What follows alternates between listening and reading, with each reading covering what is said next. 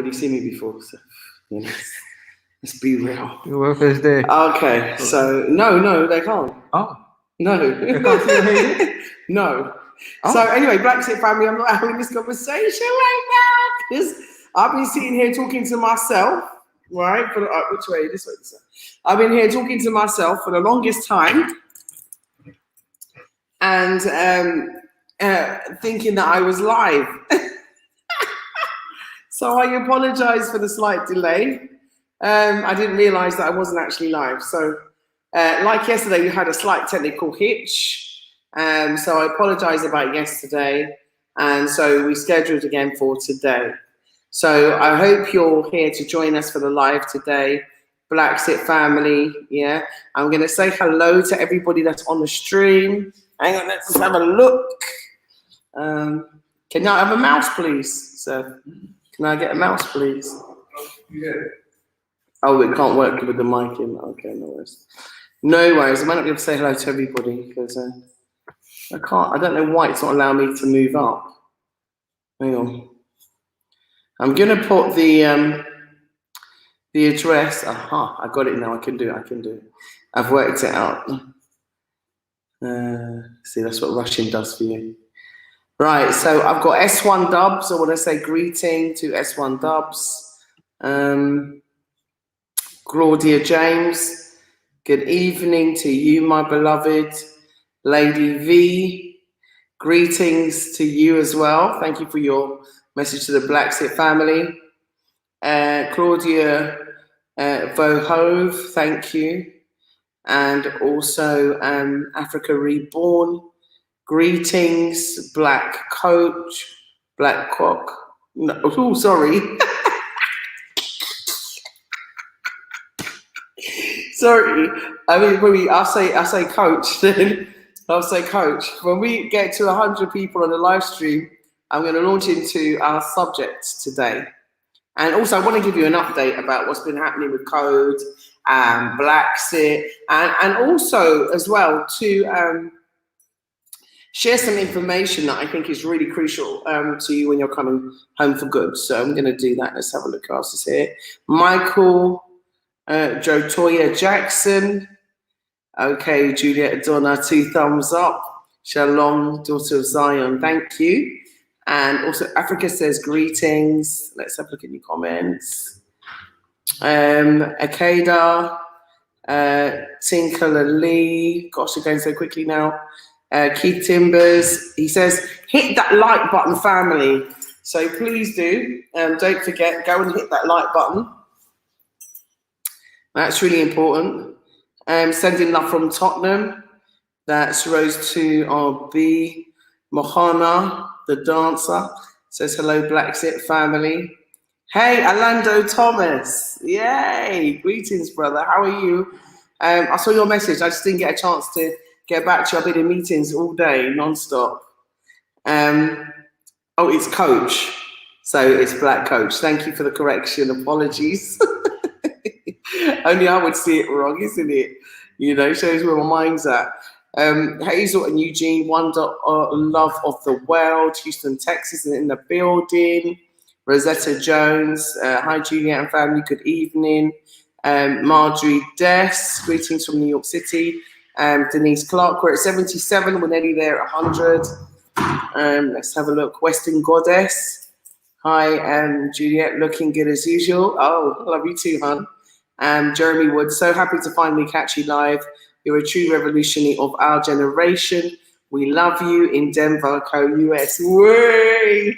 Thank you. I love a compliment. You can button me up anytime. James from Barbados. Way! So we got all over the world. We got Denver, we got Barbados, we got New York, we got London, Tottenham. Where else have we got? Tell me where you're from. Tell me where you're from. So we're nearly at 100. So tell me where you're from. Lovely Dove. Yeah, is greetings. Didn't tell me where you're from though. And hi from Virginia. She's been watching for 2 days now. Oh, that's amazing. So you're a new subscriber. Welcome and thank you for watching. Yeah. Denver Woods. And that's Mahana the dancer. And Lily Petra Jordan. Hi, Judith, you look beautiful. I hope to see you soon in the Gambia. We love you from Liverpool, England. Liverpool! Oh, boy. So that's a terrible accent, I know, but I tried. Pamela Hoods, San Antonio. We're at 80 now, so we've got 20 more people. And then we're going to start in on today. I'm going to go in a little bit on today's subject. And I'm also going to post the invite so you can come live with us as well. Southern California, that's Akida. Jenna Haynes says blessings. I'm excited to be on my way to Gambia. I hope to meet you soon. Yeah, you are going to be able to all meet me because I've got news. Anyway, I want to share that news with you when we get to 100. When we get to 100, I'll share that news with you. So let's try and make this a big live because I haven't done a live for a little while. That's CC from Manchester, UK. And then Tinkerleaks from It Never Rains in Southern California. Sorry, anyway, me and my singing, you have to forgive me. I don't know why I keep singing. Greetings from Dresky Jessica 1. Don't know where you are. Olatunji, that's Olatunji. And that's Ofowefo Fesso from Manchester. You look good. With those African clothes. Thank you so much. So we're at 81, but I don't really want to I'm too excited to hold back. So, okay, New Jersey's in the room. That's Rob C. And then we've got London in the house of Claudia, and we've got Blind Guy and his wife, and they're like, oh, I watch you. Oh, I watch you on YouTube. So I'm a subscriber. So blessing, loves, and light to you, Julian, Adrian, and your family. Also to you too as well. I even was watching you sing on Modo Maya. I was well impressed, I must say. So greetings to you, family. I'm a subscriber. And I must say that I do subscribe to almost everybody's channels, and when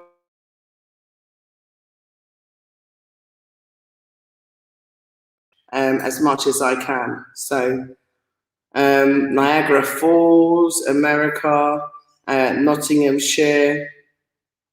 Wow. Now we're at 95, so we're nearly there.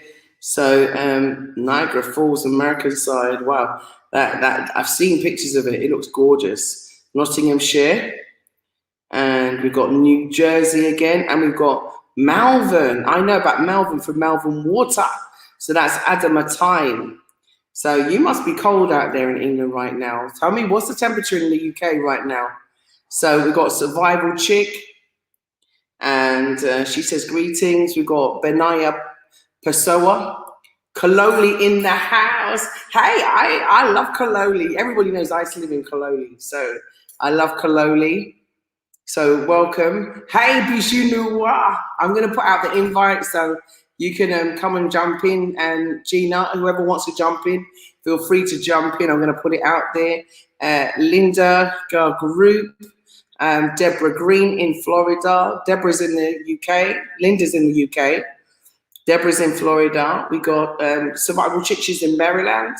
And we've got Nyancho, another Nyancho. Nyancho Sale. Hey, I'm Nyancho Kajabi.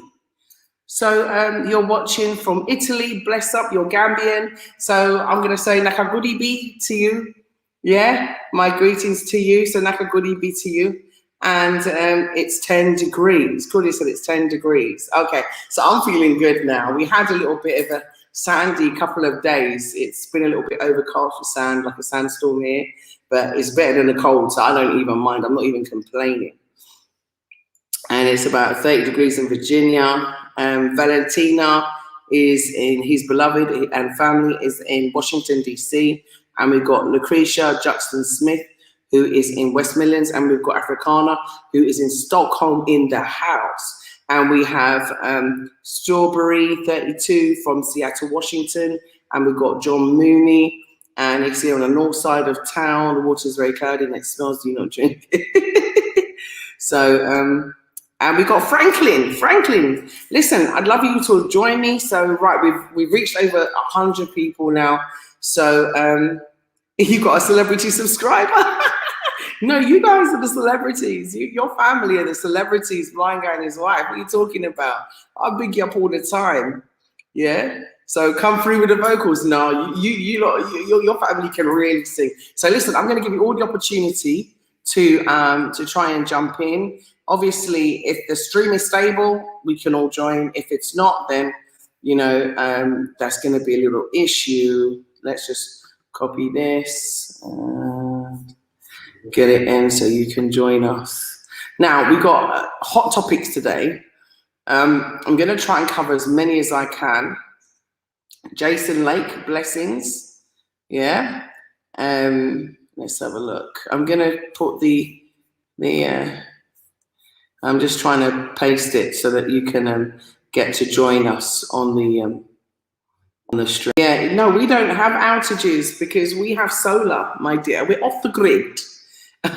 Yeah, someone said, I know it's been having a lot of power outages recently, but we're off the grid. So this is all solar powered. And we have a borehole. Yeah.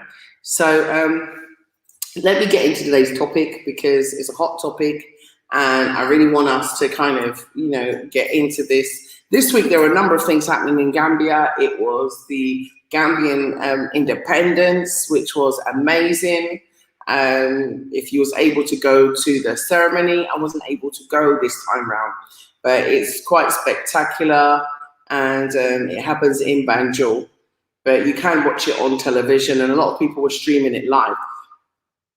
And you know, I was thinking about independence, and I was thinking, what does it really mean for us? What does it mean for us as Black people? What does it mean for us as Africans? What does it mean for us as people that are born outside of Africa? Yeah, and I was thinking, are we really independent? You know, are we? When you look at it, you know, I'd like you now to help me just name some African nations that you can say to me, okay, Juliet, these are independent African nations. Yeah, totally independent, as in i.e. no financial controls from any colonial powers, no colonial laws from any colonial powers, no colonial economical control or input or loans. Okay, so here we go. Yeah, they said I'm ahead of our time. So someone said Rwanda. So Rwanda is totally independent. Can you help me, my brother? I didn't know you were going out. Can you just help me to actually paste? This is my lovely brother for everybody. He's renamed Yuba, but you all know him as Seth. Just to share the invite for me there. Because, no, the invite. Yeah, not the screen share. Yeah. Hello, Bla Xit Family. Yay! Seth is in the house. Yuba's in the house. How's everyone? Is that all I had to do? Oh, you're joking me. Do you know I turned off the whole stream by accident by doing that? Because it didn't drop down. So I ended up pressing something else and it locked me out. Okay, so now let's put it on the screen. So I'm going to leave this on the screen for you all. Yeah? You're going to go see your lady friend. His ladies, man. Okay, enjoy yourself. Okay, so I hope you can see that and you can now try and jump in. I'm also going to try and paste it into the private chat so you can cut and paste it there as well. Now I know. Aha, I've done it. So I put it in the private chat as well. So if you go into the private chat, you'll be able to see it. So it says Rwanda. So why don't you jump in, Ola Tunji? I want us to discuss this. Rwanda is one of the best developed countries in Africa with an excellent road infrastructure. Now the question, is Rwanda independent? What do Rwanda's legal infrastructure look like? I know they recently repealed several colonial laws. Okay, so we got someone joining us. Come on in, my sister. So we got Blanca and his wife. Hi. Look, I'm starstruck. Or you can say hello. Greetings, family. Yes, you guys say hello. Yeah, I'm great. I'm great. I'm so glad.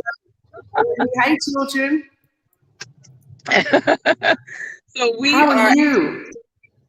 out and about, as you can see, but we love you. So hey, we're here to say hello, and we're about to get out. It's rainy and cold a little bit, but we are always performing. So there's a theater that we're actually going to right now. It's a historical place, and we are in Virginia. So that's what we're doing right now. But we're just excited about your news. We don't know what it is yet, but we are excited. Oh, thank you. I got an aunt. My aunt Sandra lives in Virginia. My mom's sister. Really, Corey, you hear that? Yeah, cousins and Alicia and everybody. So shout out to all my family out there in Virginia. Yes. Well, we just wanted to hop in and say hello. We never ever seem to catch a live, and sometimes we do, sometimes we don't. So we were like, hey, So So how's tell everybody about your channel because we love your channel. So tell everybody about your channel and what you do and your family and what you represent. Oh, sure. You know what? Our channel is Blind Guy. His wife is blind. Corey cannot see. He hasn't been over. We dating. I'm no. So, so actually, we have 3 children, and we like to Thursday, and we want to record. Yes, because we're learners, and we create courses, and so we have a lot of like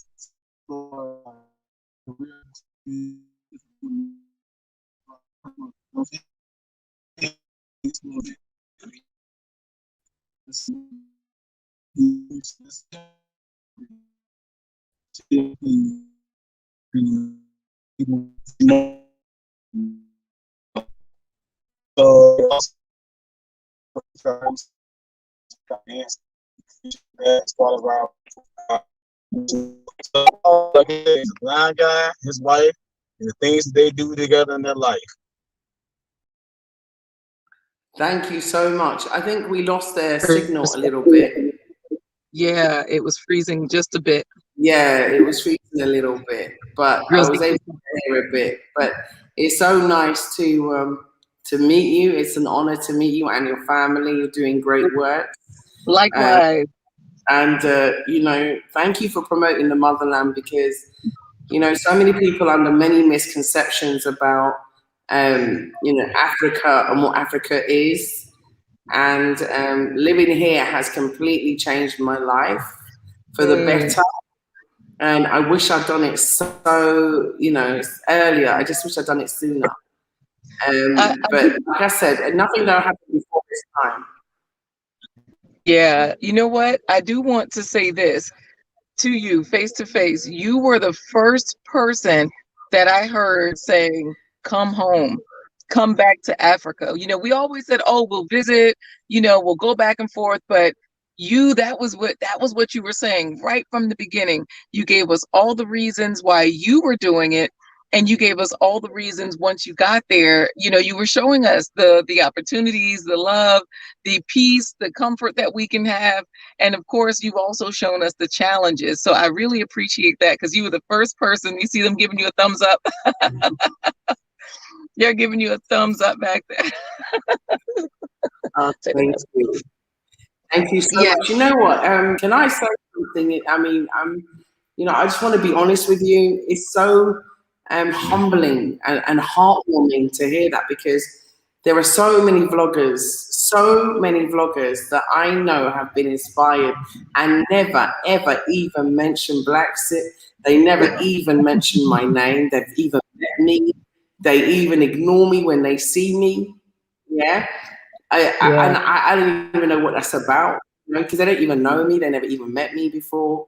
And and for me, this is a this is a heart mission. This is a Garveyite mission. This is like coming home is like the best thing you'll ever do in your life if you do it right. That's it. So we're on the way. And doing it right is.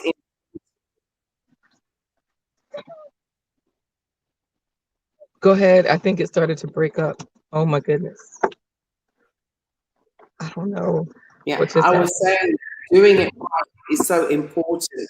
And that's what I want to talk about today is that we've been working around the clock. That's why you haven't really seen, many lives and stuff from us recently, because we're not just, talking, we're walking the walk. And we realize how important it is to get your citizenship in place. Yeah. Without having to jump through hoops, as though we didn't belong here. Because we do belong here. This is our home. This is where you belong. You have to come home because this is where you originate.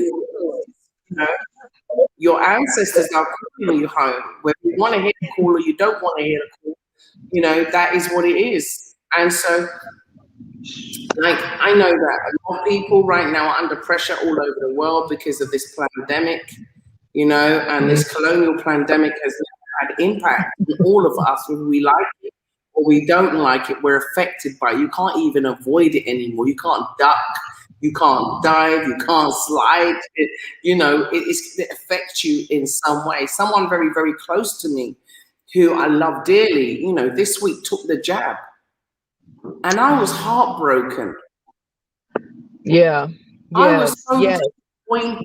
I'm not gonna lie. Yeah.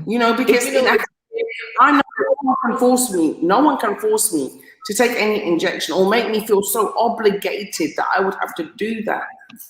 Right. It's tough. It's very tough. There's a lot of pressure.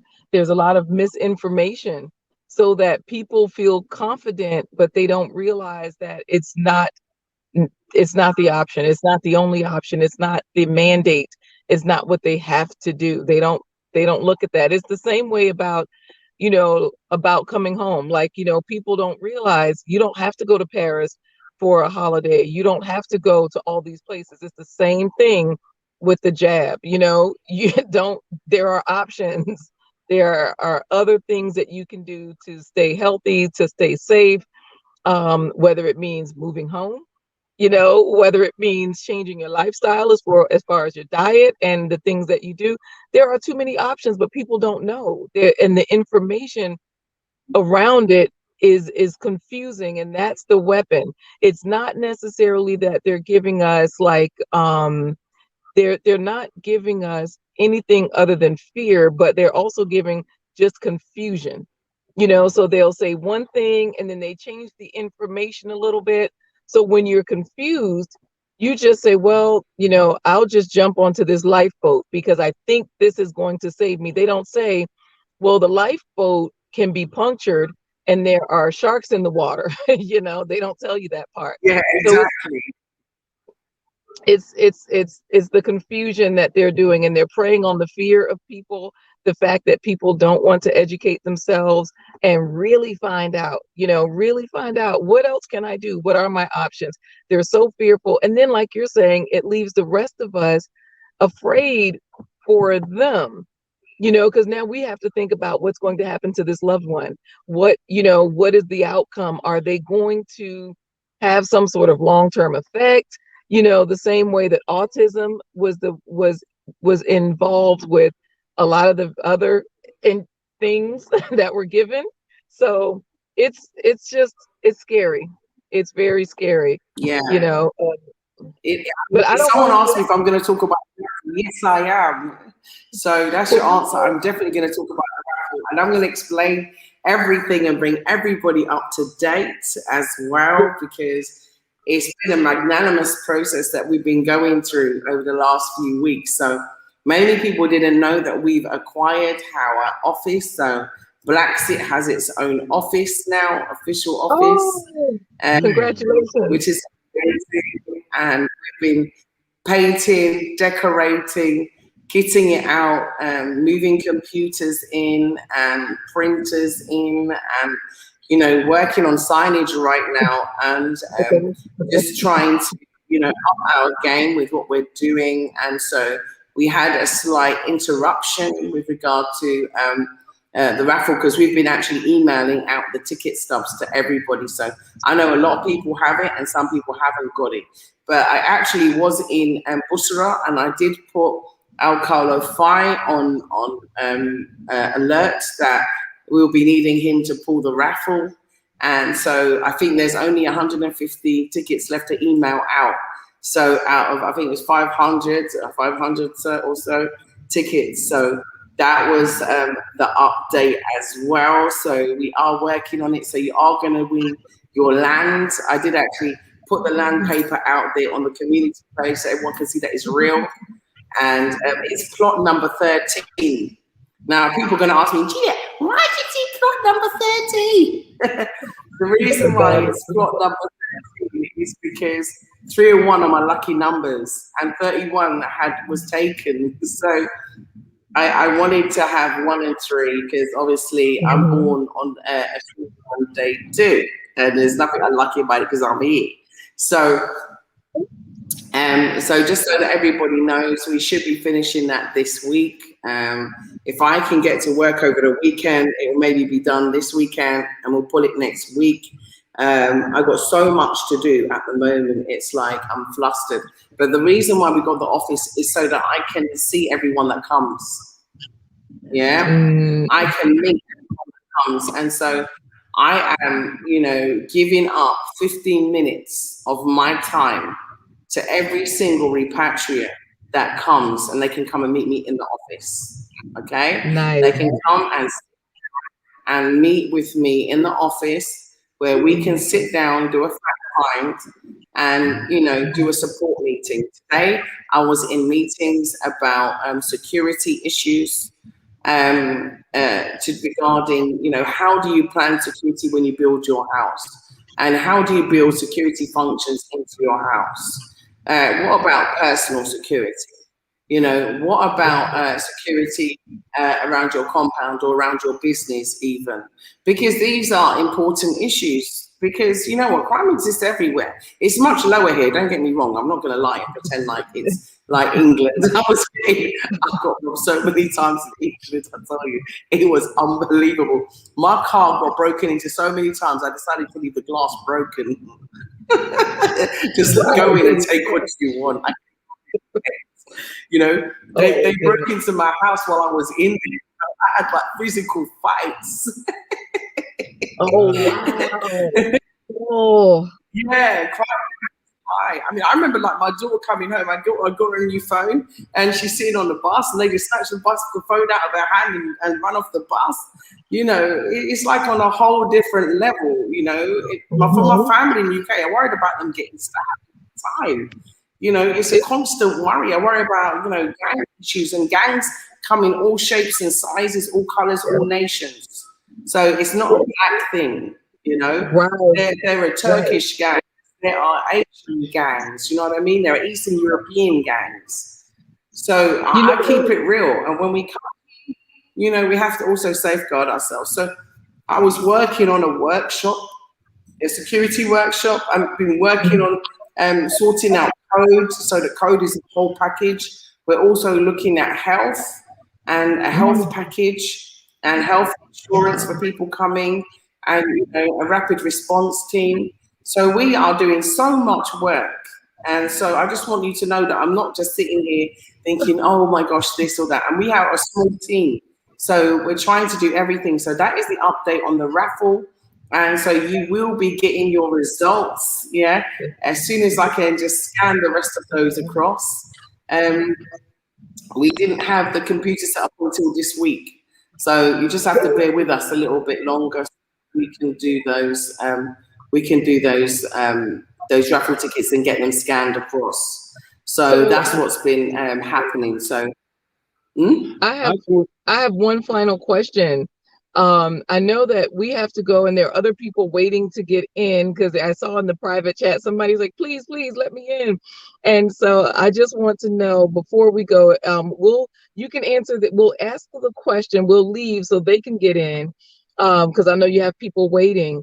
But the question is, how can people donate? How do we give to this cause? Let's say we missed the raffle, but there are always donations and funds needed for computers, equipment, and all of the work that you're doing. So that's my question. And thank you, thank you, Thank you very much. Congratulations on everything you're doing.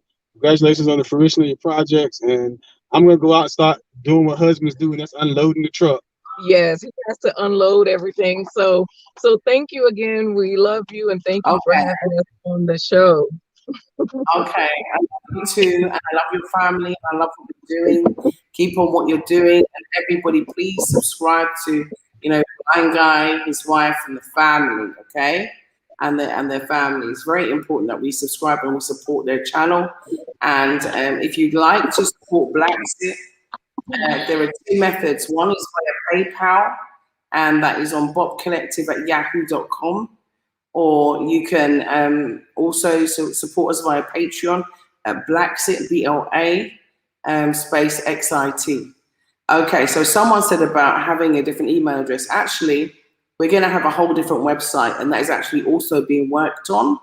And I have to give thanks to Sam and Bode because they've been working tirelessly in the UK on our website, and with that website will come a new email address. So the one we had was obviously it was just temporary. We did have a different one before, but as you know, we had some issues with our old website and it had to get taken down.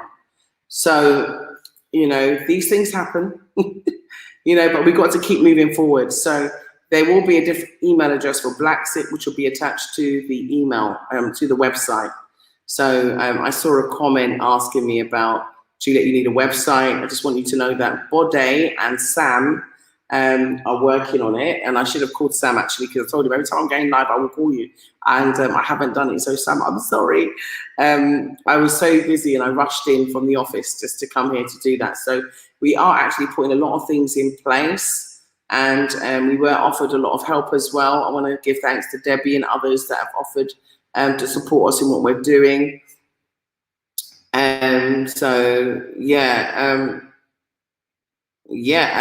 Okay, so Anthony has asked a question. Are you guys really building a Pan-African institution, or do you guys plan to work with the University of the Gambia to build a department for Pan-African programs? Actually, a Gambian university actually has its own Black History department. And it's not, I wouldn't say specifically Pan-African as such. And yeah, we're working actually, as you might know, with Usman Toure. And Usman Toure is part of the development group, right? The youth development group with regard to Pan-African and African development issues. So we are actually working with them, and I would love to do so. But one of the things that I've got to say is that when I went there to the university to give a speech, this was, I think you might have watched the video. If you watch Blaxit, you might have seen the video where I think I called it Future Leaders. And at the time I went to give a speech, Salou Tall, who was head of the Law Society here, of the Bar Council, sorry, here, was also in that video. I interviewed him. And one of the things that I was quite disheartened about being a Pan-African when I went to the university was to see that, one of the key people there, I'm not going to go into detail, but one of the key people there, let's just say, for example, like a chancellor, was European. So I was quite disheartened, and I would like to do something where the people involved in the whole process are Black, African like me. So that's the reason why. So I've got no objection in working with other people, but I just want to keep it Black. I want to keep it Black. And so that's the reason why the Pan-African Institute that we'd like to do is not to say that we're going to disregard anything else, or not to say we're going to work with anybody else. But what I would like to do is to work with an institution where it's black. For example, I saw a post via social media that was sent to me about like the Roots Festival that is supposed to happen. And I saw, you know, a European man with his European wife talking about a Black Love retreat, a European man with his European wife talking about working on the Roots Festival. Do I want to be involved because they're involved? No, because it doesn't feel authentic to me. The Roots Festival is all about our repatriation. It's about our coming home. So I don't feel that that's authentic. People can say whatever they like. Call me prejudiced, call me whatever you like. At the end of the day, you know, if I am coming home and these are events about us coming home, I think that they need to be holistically black. I want it to be a reflection of myself. Yeah? And so someone's talking about, sorry, you can't have it both ways. You don't have it to take the jab. However, you can't expect to go around without a mask, hugging and kissing everyone, not keeping you distant, making others sick. Okay, well, let's put you in time out, I think. Right, the fact of the matter is that not really going to answer that comment. I really wanted today to do a live like Q&A, so I am going to be looking at your comments and responding to you know, them. And someone just said, you know, that we could never plan anything without their input. I'm going to add Steve to the stream. So like I said, we're getting organized. We're getting very organized family. And it's very important because there's a lot of things that we'd like to do. You know, I would love to have a Blaxit app, for example. And so it's something I'm working on. I'm also writing a PDF, which is the Blaxit Guide to Repatriation to the Gambia. I'm very busy, very, very busy. But I still got time for you. I still find time for you. I still find time to record content, sometimes not as much as I'd like to. But you're important to me. Every single one of you are important to me. And in terms of, you know, me hugging and kissing people, making them feel uncomfortable, no one has to hug or to kiss me. You have a choice. Yeah, I'm a hugger, okay? And I personally have my own perception and my own ideologies around the pandemic. I have my own. And so, you know, everybody should be entitled to their own. And for me, like I said, I wouldn't advise my children to take any kind of inoculation that has not been researched properly. I certainly wouldn't advise them to take any inoculation full stop because my children haven't taken any. Because I'm not pro-inoculation anyway. So I'm not going to change my stance because of a so-called pandemic. I remember when I went to Mexico, this is when my daughter was 18. I took my daughter to Mexico and I took her to Cuba for her 18th birthday. And, you know, we flew into Mexico City amid the proposed swine flu. So we'd heard all this all over the news, swine flu, swine flu, swine flu, swine flu. My mum said to me, don't go because of swine flu. My friends are saying to me, don't go because of swine flu. How can you be a responsible parent and take your daughter out of the country into a region that is full of swine flu? And let me tell you something, when we arrived, I mean, we flew into Mexico City. And if you've ever been to Mexico City, you'll see that this city is humongous. It is sprawling, it is huge. And so we flew in, and of course I'm thinking, oh my goodness, what have I done? You know, so I've flown into Mexico City and we've landed. And so I'm expecting to see everybody in hazmat suits and masks and, you know, this is swine flu, swine flu, swine flu. Anyway, so, you know, I arrived there and we've gone down. And the only person I saw in a suit and mask was the person that was searching bags for drugs. Everybody else looks fine. I stepped out into the airport and everybody's normal. Everybody looks normal. I stepped out of the airport, everybody's normal. Everything's normal. I go to the hotel, everything's normal. I couldn't understand.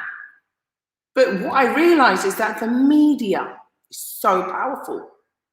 The media is so powerful that it almost stopped me from celebrating my daughter's 18th birthday because I'm watching them on the news telling me what is going on in Mexico. But if I hadn't landed in Mexico, I would never have known for myself. I would never have known. So what happens is we had a fantastic holiday. We left there. We went to this place called, I can't even pronounce it, so I'm not going to pretend like I know how to pronounce it. But it's like with the pyramids of the moon and the sun. And we went to here, we went to there. And, you know, we did all this stuff. We went to look at all these different beings all over, you know, like some reptilian stuff. And, you know, and even weird stuff happened while I was there. Like one time we went out and we went to this place with I think it's Tecahuacan, something like that, and where there's like a pyramid of the moon and the sun, and they told us that there's these weird beings like that are written, you know, and designed on the side of some buildings. So I said to my daughter, shall we go look? Shall we go look? So she's like me, she's adventurous. She said, yeah, mum, let's go look. So we went to go and look, and we got a bit lost. So we found them, took pictures. It was beautiful, it was lovely, and you know, they were like really strange creatures, like never seen before. So we on the way back, we got a bit lost because, you know, we separated ourselves from the group. So as we're walking, there was a man sitting down on his own, carving these little like wooden birds, and he blow them like this little noise. And as he's carving, he looks up and he says, "Hello, Juliet." I look at my daughter, she looks at me. I look at my daughter, she looks at me. And she's quite fluent in Spanish, right? So, you know, she says to him in Spanish, "How do you know her name?" And he said in English, "You go this way." So we thought, you know, maybe the guide had told him or, you know, something like that. And he said that, you know, he just said that he guessed. Yeah, but he was told to guide us back. So I asked, have the guides been? Have the coaches been? Has anyone been? He said no. So strange things happened when we was in Mexico, and it was not just that incident, it was other incidents. And I was like, wow, this place. But anyway, when we went to Cuba, we went back to England. When I got back to England, guess what happened? You're not gonna believe this. When I got back to England, right, with my daughter, my neighbors, my next door neighbors, I lived in London at the time, in East London, in a place called Leytonstone. And my neighbors had got so scared of this swine flu because of what they saw on the media that they decided to take the inoculation. That's right. And guess what? They were sick. Yeah, they were both really sick when I got back. And so I thought to myself, hang on a minute. You didn't actually get the actual swine flu, but you took the inoculation and then you were sick. So one of them had like a terrible rash and, you know, had a terrible reaction to it. And so I said to myself, you know, let this be a lesson. Let this be a lesson to you, you know, about the power of the media. And so that's the reason why, you know, someone said President Magufuli of Tanzania is totally against it. Yeah, absolutely. I think he's on the right path. I think he's absolutely on the right path. We shouldn't be following you know, Neanderthals down this route. We shouldn't be following the Neanderthals down this route. And I'm going to say it like it is. And the reason why I use the word Neanderthal is because not everything is supposed to be for us. Yeah? So someone said, Juliet, check out In Class with Hunter, Dr. Carr. Very good learning about Black history, which we should know before traveling to Africa. Totally. And someone said, Kasani Rose said that the media are total liars, paid actors, actors, they literally read from scripts. Actually, it's true. I'm not going to pretend that it's not true because in my life, I've done various jobs, and one of them is working in the media in the UK. I did a contract as well for the BBC and also one for Sky, and I can tell you that it's true. It's very, very true. But, you know, like I said, I was personally very disheartened and very upset. I'm adding Steve to the stream. But, you know, like I said, I was personally very disheartened and very upset. I'm adding Steve to the stream. But, you know, like I said, I was personally very disheartened. Steve? Hey, Juliet, can you hear me?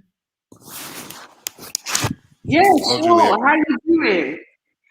I'm doing just fine. And yourself? You'd be very happy. I've done a lot of hard work since we last spoke. Yeah, I see.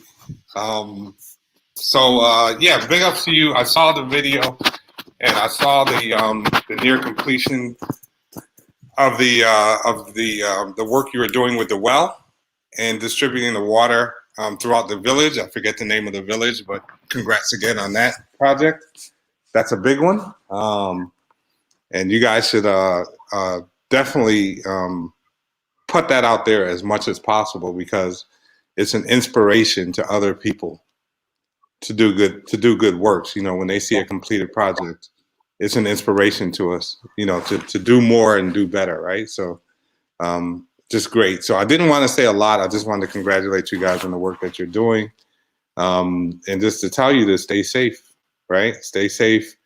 Take care of yourself, you and Adrian. Look out for yourself. These are strange times that we're living in, you know, over here in the West. And I just don't want that negativity to reach you guys, right? And impede the work that you're doing. That's really all I had to say. And and just keep up the good work. And hopefully I'll see you guys sometime soon, right? Within the next year. Yeah, hopefully. Come on home. Come on home. I'm trying, Juliet.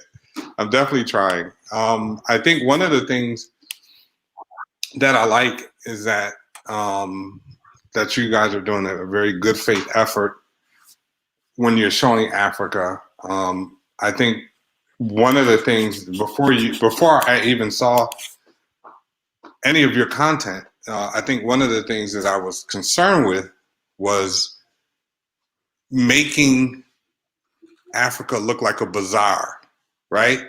That everybody can just come take from. That was really a concern to me, because then that breeds discontent with those who live there. Yeah. You know, going over there saying, hey, everybody, here's some place you can come and just take, right? Start your business and take, right? And I think we have to be careful, you know, as we're doing this. So that's why I always bring up the good works that you and Adrian are doing, because those things show that you're giving back, right? That you're helping people, that you're an asset to people on the continent. And this is very, very important. And this helps us to create quality relationships with those continental Africans. You know, that's what's needed. And that's what you guys are doing. You're building quality relationships that can be sustained, instead of going there and saying, hey, everybody, come and take, right? Like, this is an open bazaar for everybody to come take, right? So that's why I really like what you and Adrian are doing. I just wanted to get your thoughts on that. Oh, thank you. I mean, I couldn't agree with you more. And I want to thank you for what you just said.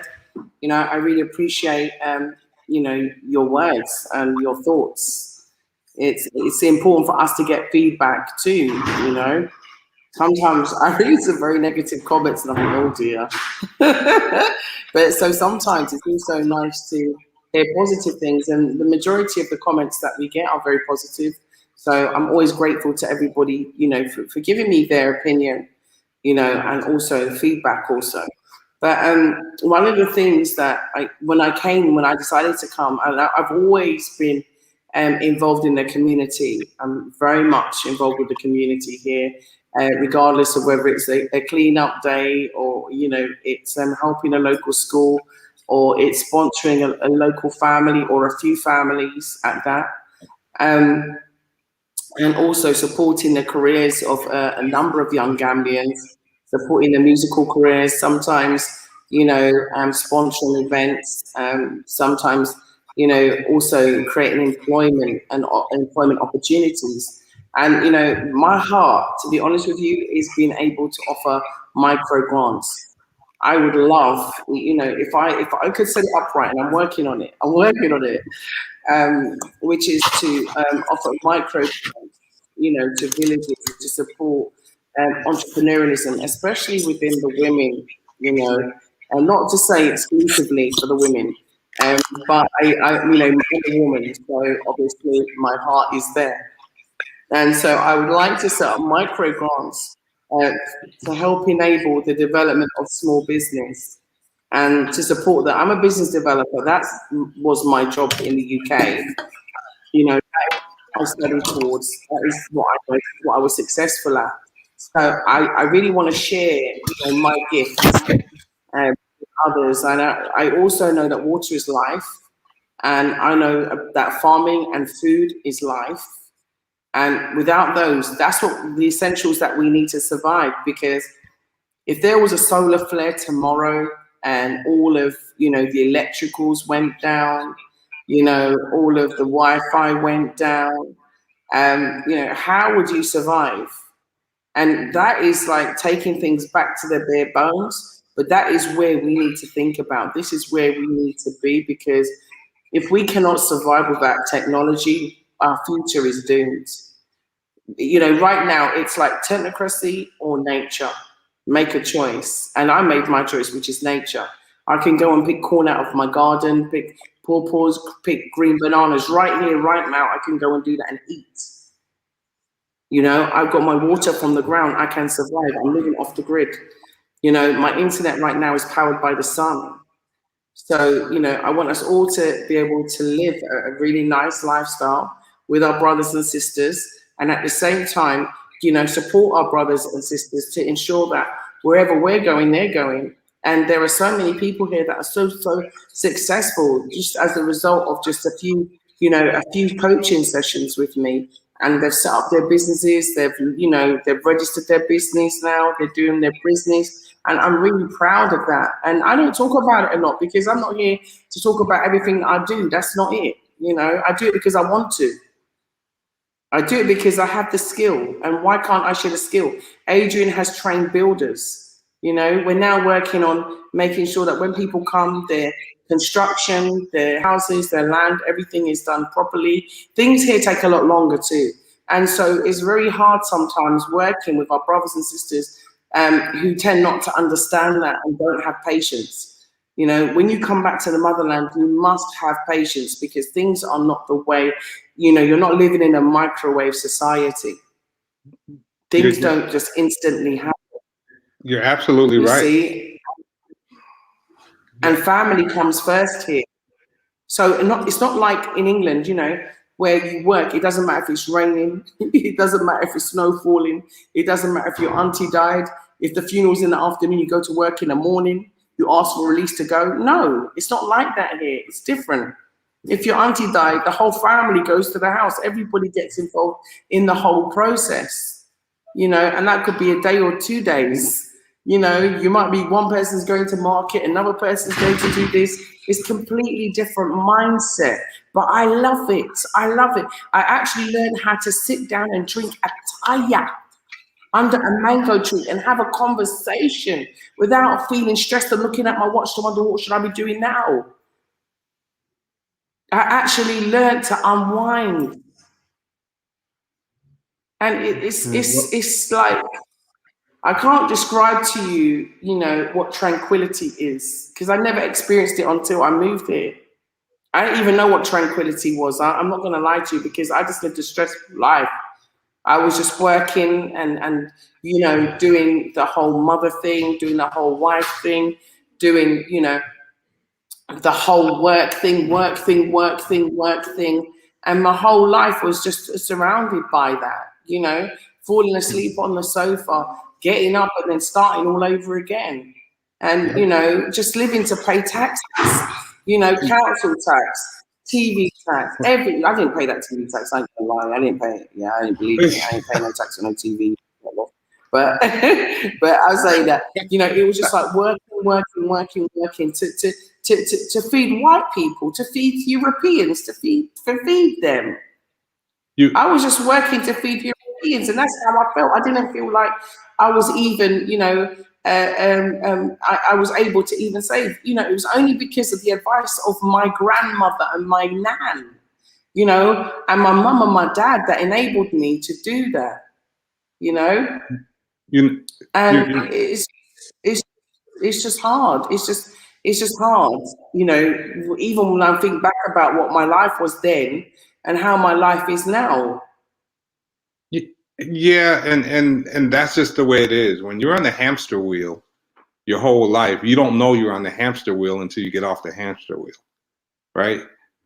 Yeah. Your legs are just going all the time. And I didn't realize, I think the first time that I realized it was when I went to South America. And there was a young lady, a black lady, who told me, she was like, "You're an American," before she didn't hear me speak. And I said, "How do you know? How did you know?" And she said, no, she said, "Either you're American or from Europe." And I said, "How do you know?" And she said, "The way you walk." She said, "People from those countries walk very fast." And she said, you when you got out of the cab, you closed the door a little hard. She said, "These things will tell us where you're from, what your culture is." And I didn't realize I walk fast. I thought I just walk normal, right? But when you're on the hamster wheel your whole life and you just run, you don't understand until you get to a place where things are moving at a more natural pace, that that the way you were living was probably not the best and most natural way to live. You don't know it because you go your whole life. You just work, and you just go, right? So what you're saying is very key. Yeah. Is very key. And people can see it, right? They can see it in your face. They can see it, like I said, in the way you walk. They can see it in the way you move, that if they're in a more natural state, they can see that you're not from there, that you're not moving naturally, that you're hurried up all the time. Got to get it, got to have it now, So it is very interesting, and I think that's why people want to move there, that they want to move at a more natural pace. However, it's an adjustment. And that's what you see, you see people that I know that have moved, they get a little frustrated because they haven't yet adjusted to that more natural pace of life. They haven't adjusted to it. And it takes time, I guess. I mean, I guess you can tell me more than, you know more than I do. Yeah. It takes time. You're definitely right. I mean, even for myself and Adrian, I'll give you an example. Adrian used to drive buses, okay? And so he went to management afterwards. But initially, Adrian used to drive buses. Now, he used to work like all different kinds of shifts. It doesn't matter if it was snowing, sleet, raining, 4 a.m. Right. He has to get up and he has to do that shift. He has to get on that bus. He has to go to the bus garage and he has to do that shift and get on that bus. Now, imagine how many years later, he's still programmed in his head. So he don't sleep properly, even now.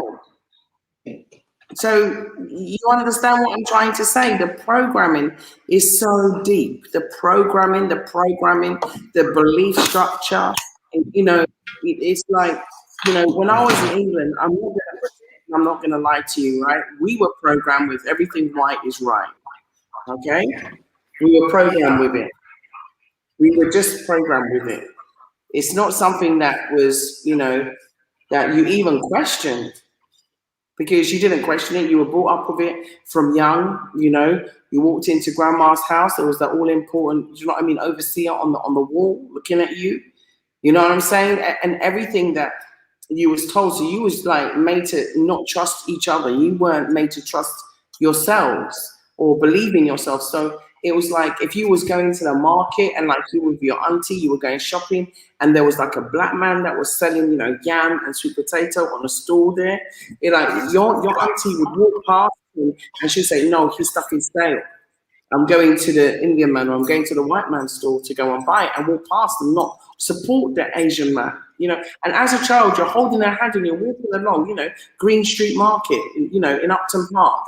And then you wonder why the black man's food is stale, is because no one's buying from him, because we're not supporting our own. And so, I just saw DJ's comment, sorry, right? So it's like it's hard because you're born into that mentality, and to unwire yourself is hard. I was lucky. I was one of the lucky few because like I used to hang with my dad, and my dad was a Pan-Africanist, and I was like, you know, when those daddy girls that used to like hang on to your dad's leg as he's leaving the house, like I was like one of those little Klingons. And so, you know, he would take me to the record shop, and then we'd sit in the record shop on a Saturday, and I'll be listening to big conscious reggae music, you know, and conscious go back to Africa, oh, boom, boom, boom, boom, boom, boom, you know. And so I had that alternative influence. And I think that, you know, the Go Home to Africa message was really, you know, drummed into me. And so, you know, I was always taught that I was an African. I never saw myself as Black British, because I didn't see Black British as a status symbol. I didn't see being English as a status symbol. You know, if someone said, where are you from? I would say UK or UKKK. Yes. You know, I saw myself as an African. And if they say, well, your parents from, I said, my parents were born in the Caribbean. I was born in the UK. But I always saw myself as an African, and I felt very proud to be African. It was like wearing a badge of pride. And now I live here, I can understand sometimes when I see the pride glowing in many people's face. Even like they'll say, oh yeah, we want to go to Europe to get it, but they get what they want to get in Europe, but they want to bring it back. You know, they want to bring it back. Right, I hear you, Juliet. You and another thing, you know, when you go, or when I talked about coming there, what people will say is, oh, you want to go there because of what's going on here in the US. And I said, no, I want to go there because that's my home. Like, I don't want to belittle the reason why I'm going. You know, like, yes, things are going bad, and you know, the problems, we've all talked about them here in the US, you know, those of us from the US. But the reason I'm going is not just because of that. Because that presupposes that if things were better, I wouldn't go. Yeah. And I'm saying, even if things were better, I'd still go. Right? So, you know, I try. What's better? What is better and what is worse? Do you know, all you're seeing is control mechanisms being rolled out. Yes. Yeah? Those control mechanisms were always there. Yes. All Absolutely. you're seeing is them being rolled out more and more. That's all. And so I'm taking a, you know, I'm taking a lesson from you guys on messaging and how to speak about coming over in the most positive light, you know, keeping things very positive, you know, tamping down all the negative, even the negative reasons, you know, negatives from where I'm from. Kind of, when I get there, I'm going to keep that aside and just talk about being there, right? Talk about the beauty of that place, you know. So yeah. I'm you know, people are looking and they're learning from yourself and Adrian, and how you talk and how you stay positive about the place that you're in, and all of the positive messages that you put out in your videos over time. So that's another lesson. That's why I say, you know, the things that yourself and Adrian are doing are very inspirational, but they're also educational. Even the small things that you may not even realize that you're teaching, you know, people are picking up cues, right? And it helps us before we get there, right? It helps us in our messaging. It helps us in our conduct. It helps us to say, okay, we have to be more patient. You know, it helps in a lot of ways. It helps in a lot of ways. Like I said, even ways that you guys don't realize, it helps, right? Thank you. Thank you. So a message just came in saying we need to support Addy with Dr. Arikana. Wow, I'd love to have Dr. Arikana on my show. I would love to have, you know, Julius Malema on my show. I would love to share and have a live with them with you. You know, Piero Lumumba has been on, you know, Blaxit. Many others have been on Blaxit. I would love for them to come. I've extended, I've written emails, I've done telephone calls, I've done requests, you know, and so I hear what you're saying, but it's a two-way road. It's a two-way road. I can only push and push and push and push so much for people to come on to Blaxit. If you don't see people come on to Blaxit, it's not because an invite hasn't been extended. It's because the invite hasn't been acted upon or implemented by whoever I've extended it to. So I'm hoping that, and maybe they don't even know about it because, I know Dr. Arakana definitely knows because I called her personally, but Julius Malema, I never got to speak to him personally. And also Joshua Makongo, I didn't get to speak to him personally. But I would love to see, us really focus on citizenship because without citizenship, you don't have secure investment. You understand? It's not secure. You need to have security. And that's the reason why I've been pushing on automatic citizenship. And, I will keep pushing on automatic citizenship and I'm not going to stop. And so I've got news anyway. Got news. I've been talking about everything else. But I have got news. We went to have a meeting on Wednesday. Was it Wednesday? I think it was Wednesday or Tuesday. With the governor of the West Coast region, which is a very important person here in the Gambia. And as you know, there are different ways to get citizenship. So I'm going to go through a few of them with you just to unpack it so you understand. Because I'm also going to talk about some of the hoops that like Sierra Leone and some other places have started to introduce that I'm not so fond of. But anyway, so there's citizenship that can be written off by the president, and I would love to have that. And so it was the president of the Gambia's birthday this week, and I thought, it would be a lovely present to give back a present to, us African descendants, and by signing off our citizenship for the Gambia. So that is one way, which will be a lovely way. And then you've got another way, which is obviously by naturalization. Which obviously I met with other ministers as well, and one very important minister here also said that the time frame, which is 15 years, is too long. So that was very good. So the third way is via a private member's bill or a private bill, which is something that we've been looking into, and we're looking at getting someone to actually draft the bill. Obviously, these things take money as well. And so, sometimes things don't go as fast as you like because of money and because obviously a lot of people are here, but we're not vlogging about citizenship as a priority, which we should be doing, every single one of us, because that is the big elephant in the room. So that is the third way. And then the fourth way is customary.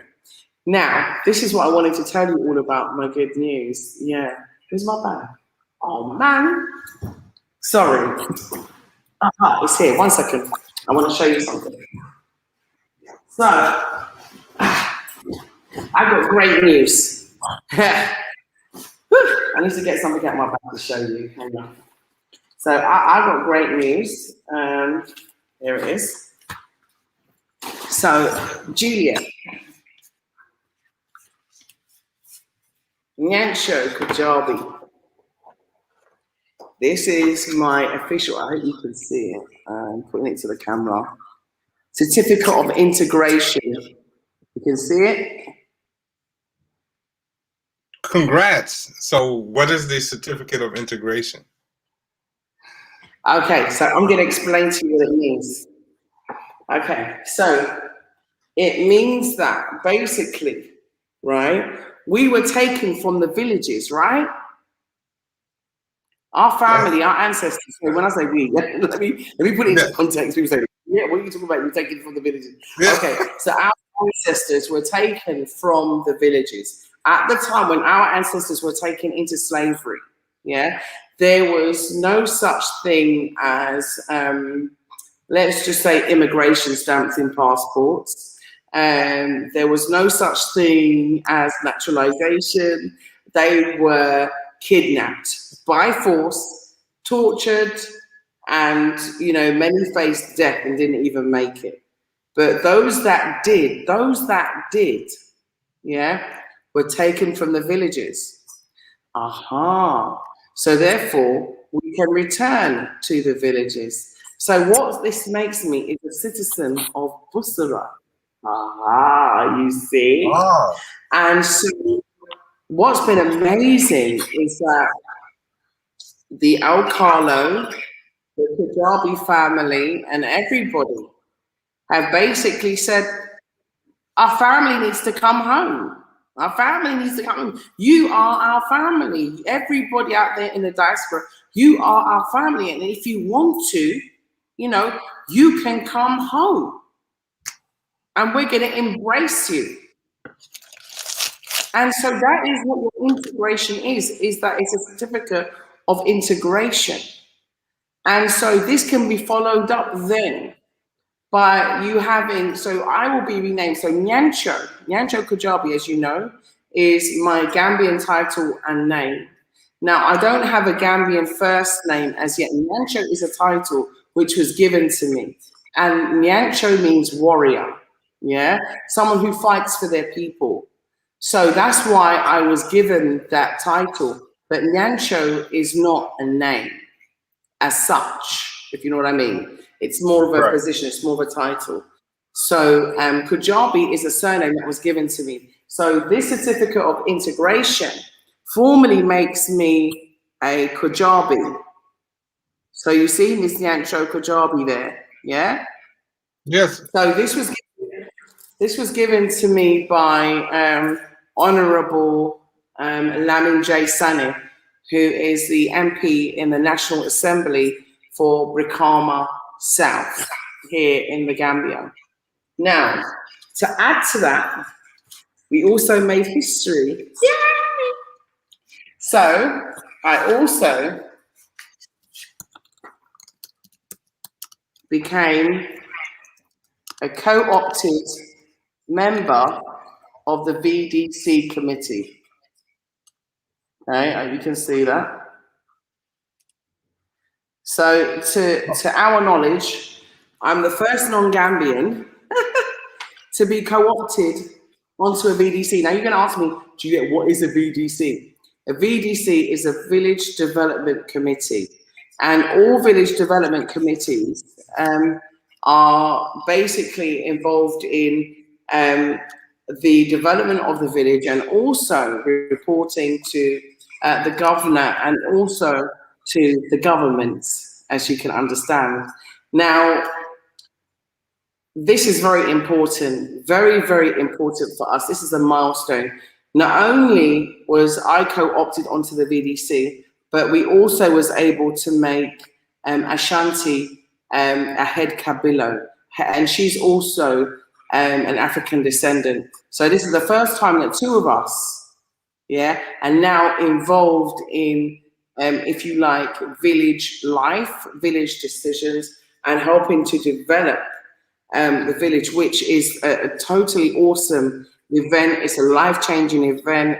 It's a history-changing event for all of us. All of us. I'm not doing this. This is not the Juliet party, okay? This is not the Nyancho party. This is for all of us, all of us, all of us. Welcome home. When I tell you to come home, now can make space. And they are happy for you to come home, happy to rename you, yeah? And happy to give you your birth papers. So that means that I can get a birth certificate. Really? This is what is being worked on at the moment. Wow. Right? So this is what is being worked on at the moment. So that means that I can get my birth certificate after my naming ceremony, obviously, which you'll all be invited to, by the way. So, you know, I'll let you know beforehand. Hopefully, if you can't make it, I'll try and stream it live. And so I'll get my birth certificate, and I can take my birth papers, and I can get my Gambian passport, which is my citizenship. So Bla Xit family, yeah? How excited am I? Can I sleep? No.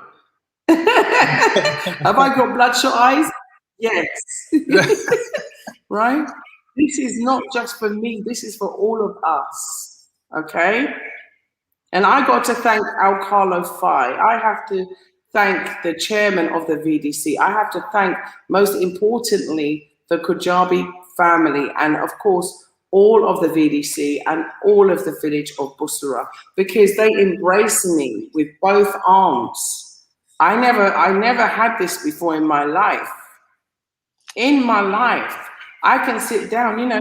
Listen, when I met Mama Kajabi, yeah, Mama Kajabi is like an elderly woman. And you know what she did? She just put out her fist and she fisted me. She was like this. Yeah. I was like, what? I didn't even know what to say. So, you know, what I'm trying to say to you is that, you know, when I say come home, what I'm trying to show you is that Gambians themselves, they're making the way for us. So if this is not, you know, they say every cloud has a silver lining. Well, this is a beautiful silver lining. And I'm absolutely, you know, I'm touched to even bring. I'm just, you know, it's awesome. It's awesome. And life-changing, life-changing. So, you know, what we are hoping to meet the president. I'll post that as a little clue.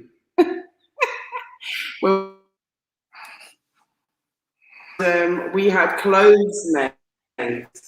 We had clothes made, and you know, we had suits made in anticipation of meeting the president.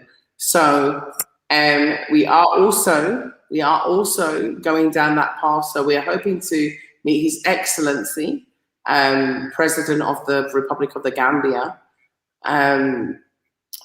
Adama Barrow, you know, very shortly. So I'll also keep you posted. And I am going to be asking for him to grant us citizenship. I am going to be asking for him to give us all African descendants a big welcome here. So yeah, I just wanted to kind of give it to you first. So you all got it exclusively. So we've been working tirelessly, having meetings and you know, doing as much as we can, and also trying to establish those people that are investors, because investors also can get citizenship. So we are working on that also. So yeah, you know, wow. I'm pleased to say that the road is opening for us, and you know, Gambia of all places opened first, so it should reopen as it had done before. I just want to read out a couple of comments. Someone said it feels so good to no longer have the car payments, insurance, maintenance costs. Do you know what I've got to say? Yeah, that's another thing. When I first started Blaxit, I said something, and I said, "Oh, this is pay as you go Africa." Okay, and I got criticized for it, but I'm gonna go back there so you can criticize me again. Yeah. When I said this is pay as you go Africa, let me clarify exactly what I meant. I'm just reading some of the comments. What I meant by that was that if I'm gonna get my car, there's no credit. I have to buy it cash. If I want my electric, I have to pay for it. Yeah, I mean, not here, obviously, because I'm off the grid, but I'm just saying, if I was living in, like where our offices, for example, is on Nawek. So if I wanted Nawek, I have to go and I pay for my cash power. Yeah, if I want water, I pay Nawek for my water. If I want a house, I go and I buy the land and I build my house, or I go and buy a ready-made house. And yeah, they have mortgages, but not the same way that we do. Like you have to pay them off by like 10 years, and it's not done by many companies. So you don't sort of go and put your food on a credit card like to go in a restaurant. You pay for your meal. So everything that you do is like paid for. So like you can live debt free. And for a lot of people, that's a novel concept.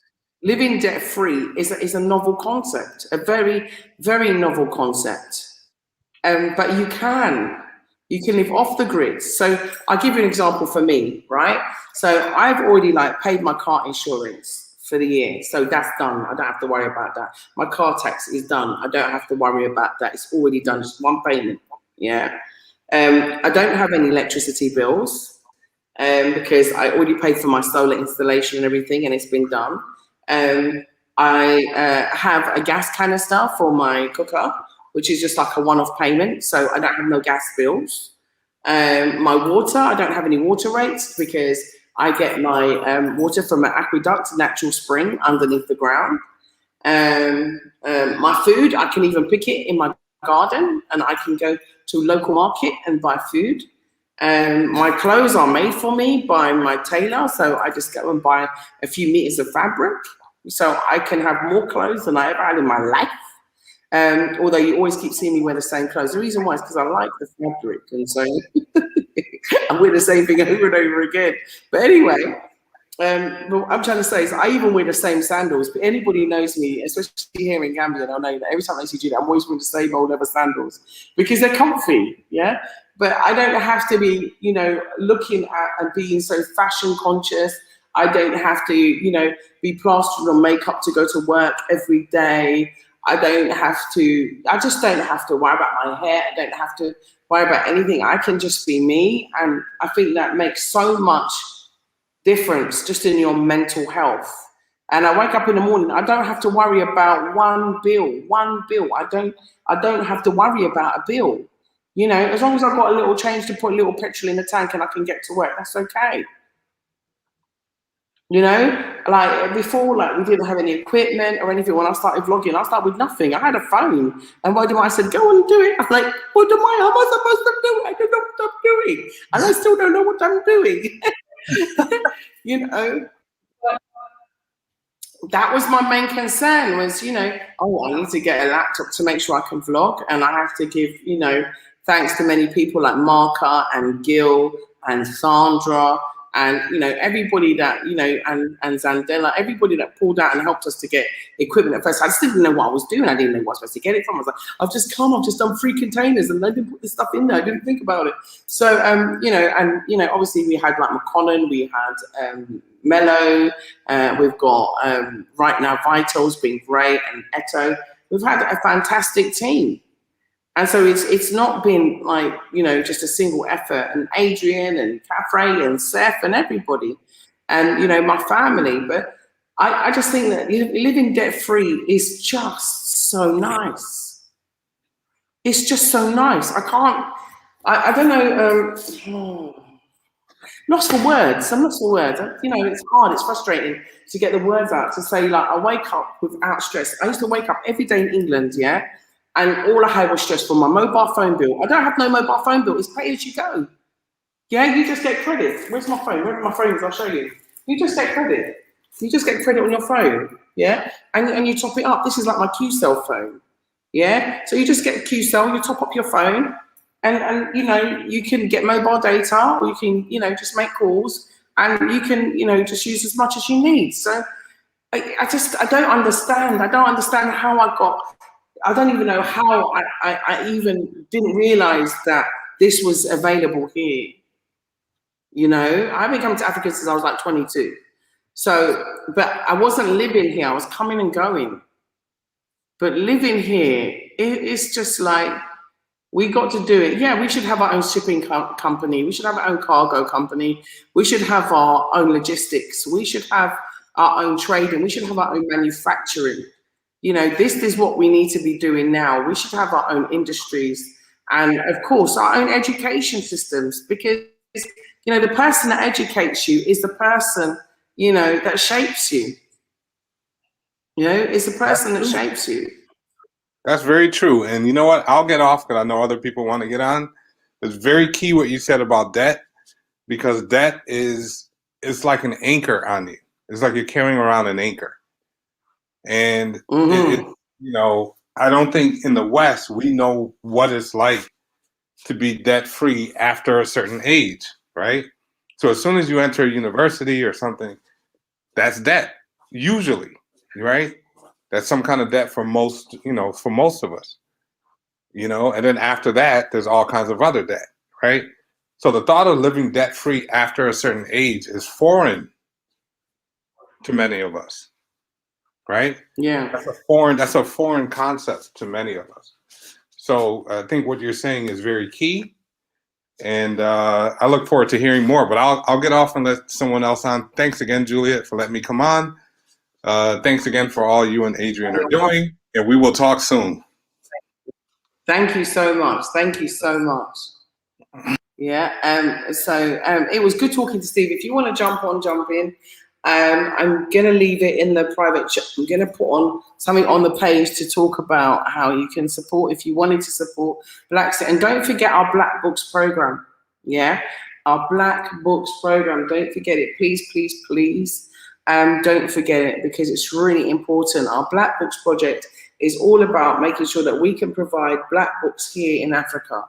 I'm working on like individual schools one at a time, because it's important to work at schools one at a time. But the Black Books project that we've launched is because I went into a school, and I'm not going to pretend that I wasn't disappointed. Yeah, I was so like, I was more than disappointed. I was vexed. Yeah, like, I'll keep it real. I was more than vexed. I was seeing books that I had in school, them racist little books. Yeah, and these are what they had African children reading. Are you kidding me? This is what you're teaching them? So the whole white supremacy ideology just continues and continues. Oops, sorry. And continues. No way. No way. I said, no way. There's no way that that should be happening. So I said, no, let's get some Black books into the school so that children can, you know, see positive images of themselves, positive stories. Inventors, scientists, and I've got to say thanks to a lady called Leslie who just bought another bag of books, and also to Shirley Imes as well, who also bought a bag of books. So if you want to ship them, I'll give you the address to ship them to, but please, any old books, let's just get more books in these African schools, because we can only, you know, replicate what we see and what we're taught. And if we can't replicate ourselves in a positive light, what's the future for our children? Yeah. You know, one thing that I must say that I have seen that is promising was, you know, especially like from my son and his schools that he went to, was that I saw that the actual like books, the course books that he had, they had Black characters in them, and I was really happy for that. The SSE book, which is like social and environmental studies, was based around Africa. I was very happy to see that. So I'm not in that, but I'm talking about the majority of the reading books. Yeah, not the course books that he uses for everyday school, because it's great to see that, you know, the English book had Black characters in it. And the other ones is only when they went to like the Cambridge system or whatever, then they had these like neutral characters. But we have to start writing our own books. The more books, the better. You know, I was saying that to Dynast, and I'm going to actually text him and give him a little prompt, because I really do want some of his books here. So I'm going to say hi to Titus, and I'm going to say hi to Gina and invite you to join. Anybody who's there, you can join us on the live stream. It'd be nice to hear your opinion. I'm only going to be on maybe for the next 15 minutes because I had a long day. But I wanted to share the fantastic news that you are so welcome back to the village. You are so welcome back home to the village. So I'm not just saying welcome home and come home. I'm now telling you to come home to your villages. Okay? Come home to your villages. And on Monday, I'm meeting with the village heads of Fufu. And actually, did you hear me? I said it wrong, you know, Fufu. Yeah, it's supposed to be Fufu. Juliet said it wrong. And also a village not too far from Benin. So that will also be able to host you as families in terms of your integration and assimilation back home. And I am going to tell you to come home, because this is your home. You know, I mean, look, I'm at home, right? So I'm sitting, you might be sitting on the same sofa just like me, right? I'm just sitting on a leather sofa in my front room, you know, sitting on a laptop, do you know what I mean? With a mic and a camera. Yeah, you could be doing exactly the same thing as me. We're just in different hemispheres. Oh yeah, and my electricity is free. But no, I'm not being big-headed. See comments. But you know, I love walking barefoot and you know, in the sand. I love, you know, my cat. I have a little cat. It's Calf Frey's cat. We call it Calf Cat. Has had like 5 kittens. It's so cute, little tiny little things. You know, my donkey's got a girlfriend. I'd love to, you know, show you some more images of my donkey, but he's got this little habit of dropping his dingling. Every time I go with the camera, he drops a dingling. So I haven't been able to show you that, but hopefully that, because he's a teenager now, once he kind of gets out of that, then I'll be able to show you more about Pundi. Pundi is currently getting trained by my neighbor to be able to pull a cart, because I want to do a recycling project, as I mentioned before. Yeah, one of the things that we have to do is to have good recycling here in Africa and to use the waste. So one of the projects that I would love to have some support and help with, and I have been speaking to a lot of people in the UK and America about this. So, and I know one day we're all going to come together and it's going to happen, is that we're going to collect all of the plastic waste and we're going to recycle them into bins that we can put on the side of the road and in the villages and so on, and have teams that will keep on recycling, because it's very important that we have a recycling and an upcycling program here. Very, very important. So,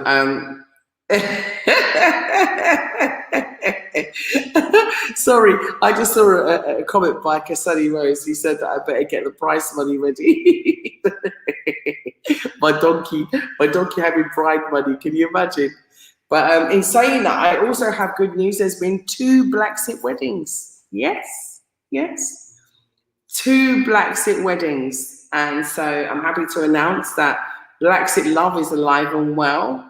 And you know, they're African descendants married to African continentals, and you know, very happy to announce it. In fact, today is a very good news show. I should call this a good news show because it's full of really good news.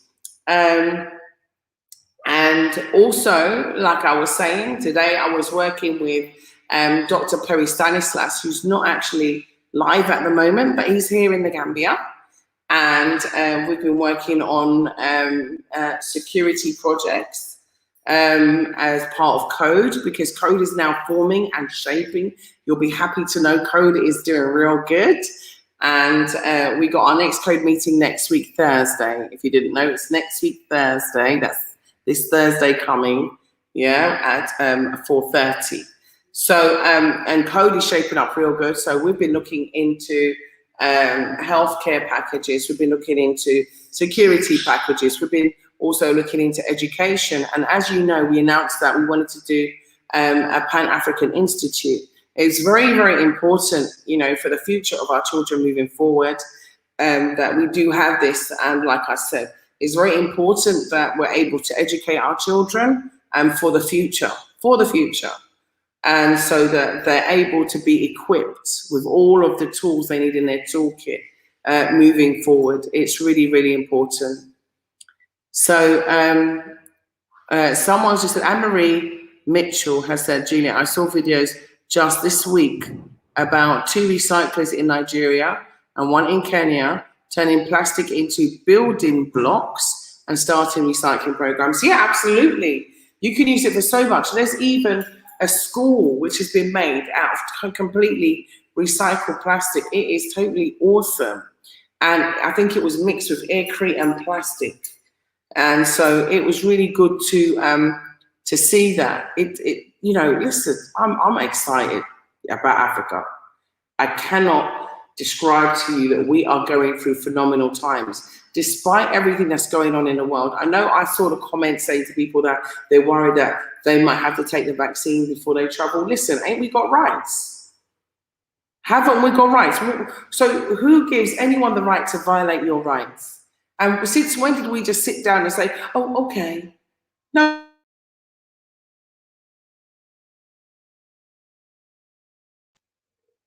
We've never done that. We've never just sat down and said, okay, We've never done that. Rosa Parks didn't sit down and say, oh, okay. Martin Luther King didn't sit down and say, okay. Malcolm X never sat down and said, okay. We all know that we take a risk when we decide to talk out or we decide to be activists. Okay. But we all know that we're going to go one day anyway, so we might as well do something good with our life. But let's stand up. Let's stand up and say, no, it's all right. We don't want that. You know what? I'm a Maroon. Say, look, I don't come under your rules. Say, I'm a Maroon. I'm a Maroon. Yeah? Say, look, I'm African descendant. I don't come under your rules. I'm sovereign. I don't bite into your rules. I'm a free person or free man or straw man or whatever you want to say. But find something. Find a way. Find a way. Say that this is my sovereign being and I will not allow you to infringe on me, my body, or my rights. Yes, somehow, some shape, some form, we have to find a way. We must be able to, oh, thank you, my love. You jumping in, Age? Okay, you coming afterwards? He says maybe. He's just coming. That's Adrian, everybody. That's my lovely other half, hubby. He's just bought me some tambourine. Very nice. So, you know, I'm sorry, but, you know, I don't think that we should be sitting down and taking things lightly. I just feel like, you know, if someone said to me that I say, no, just no, I'm not doing it. Do you know what you're going to do? Do your worst. I'm not going to do it. You know, just don't comply. Just don't comply. I don't understand. Why are we complying? You know, like I told you, I'm vexed. You know, when I heard that person, that I have so much respect for. Not that I've lost respect, and I understand that people have seen people die all over around them and they're getting scared and what have you. But can you imagine that you might have just taken a time bomb? You might have just taken a time bomb. You might have just taken a time bomb. Yeah? You know, was it Tuskegee? How many other experiments? All right, let's go back to Namibia. Let's look at Shark Island. Yeah? Do you think that these people, when they murdered so many of us in Shark Island, had our best interests at heart? Do you think that during slavery, these people had our best interests at heart? Have you forgotten about the lime, the pickle, and the pepper? You know, because people smile in your face doesn't mean that they're not going to stab you in your back. And I'm sorry to say it, but I'm not that trusting.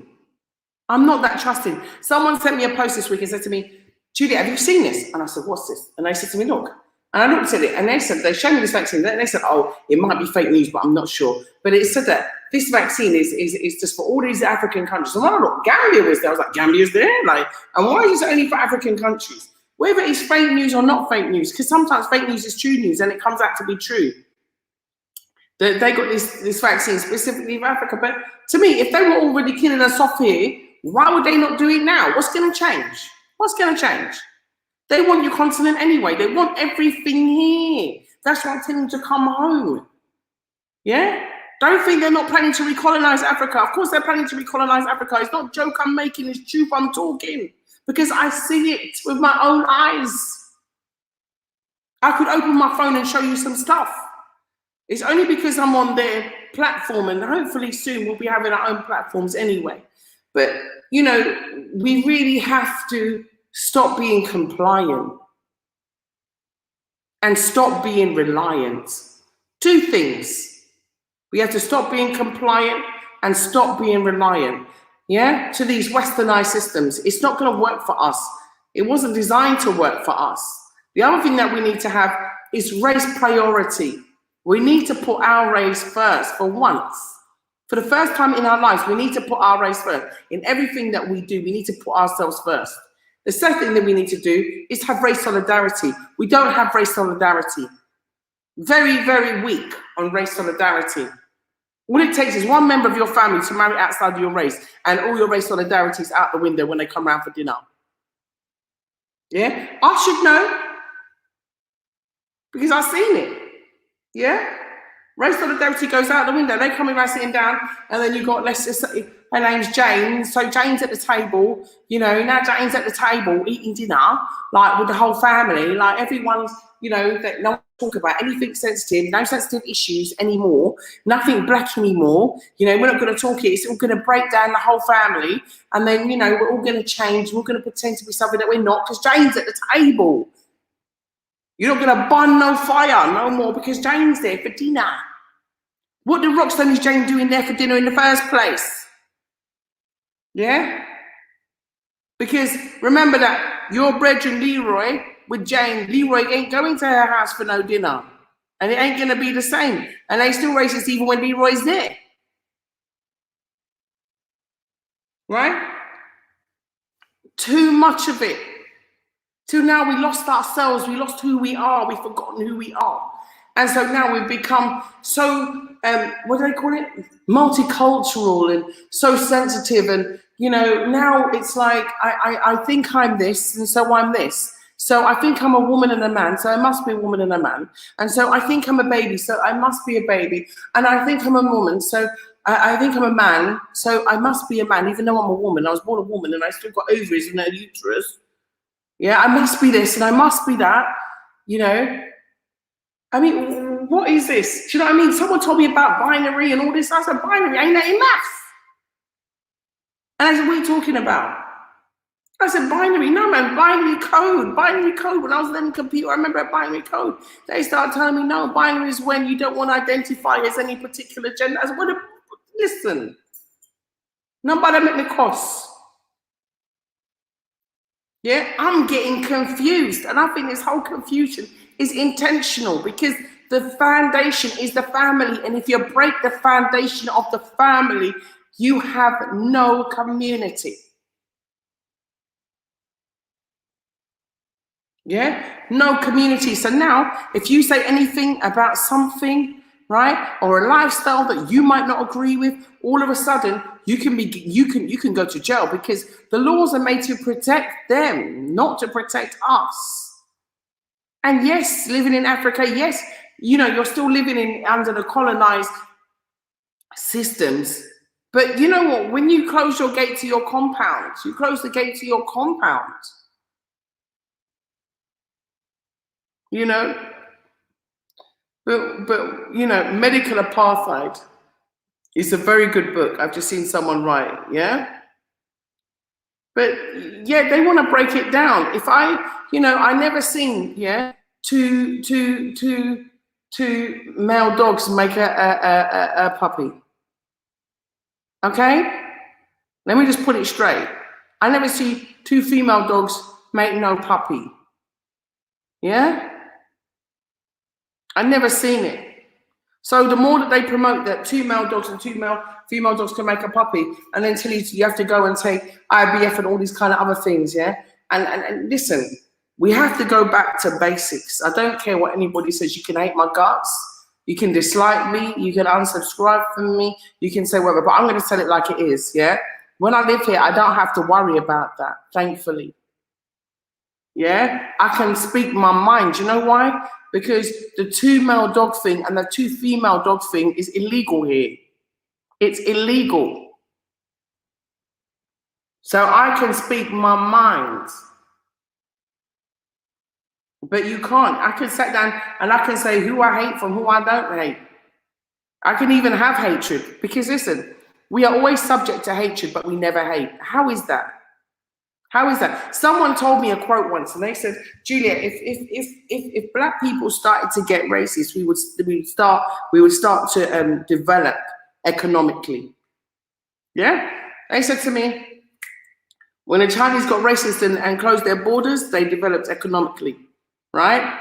When they became race specialists, putting their race first, right? When Singapore did it, and they went through all of these other nations that done it, and said, you know. Marcus Garvey said, just give us 50 years unmolested. 50 years unmolested. But we're too busy being friends with our friend and me. Yeah? Too busy being friends with our enemy. And that is where the downfall is for us as a race. How can someone kill off your family, take their home, right? Completely destroy the infrastructure of where you came from, and you still regard them as your friends, so much to the extent that they give you a friendly injection and you're going to take it?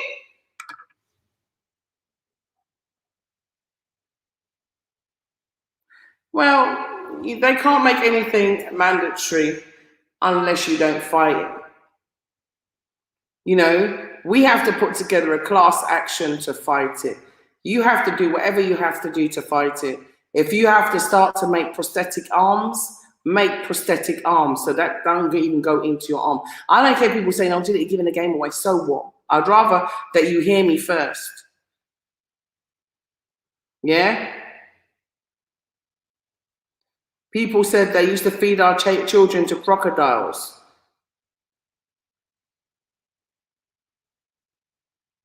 You know, how much more evil did they do to us, and we still sitting down thinking that that's your friend? I keep saying to you, you're gonna have to choose nature over technocracy, and I choose nature every day. If I don't have internet, I'll still survive. You know, if I don't have a mobile phone, I'll still survive. I'll eat food and I'll talk to my neighbors. Yeah, it's called having a conversation. I go back to normal life, like what we used to do before. So, you know, like I said, I've kind of rambled a bit all over the place today. All over the place today. And I've invited you all to come and join me. Yeah, I'm going to put up how you can support the channel, because with the projects that we're doing, you know, and with the office and everything, it's all overheads, but we're managing. And you know what? I'm proud to say that I'm managing as a result of your help and support. I'm not doing this on my own. We're doing this as a team. We're doing this as a family. That's why I say Blaxit family, Blaxit family, Blaxit family. Because we are family. And families work together. Families are supposed to work together. Yeah? I'm not saying that we don't get infiltrated. Families get infiltrated. Yeah? Don't think that a lot of these famous footballers and whatever, when they're targeted by these, you know, Neanderthal-looking women, they're not targeted. They are targeted, and they're targeted for a reason. The reason why is because they want to make sure that your economical power does not stay within your community.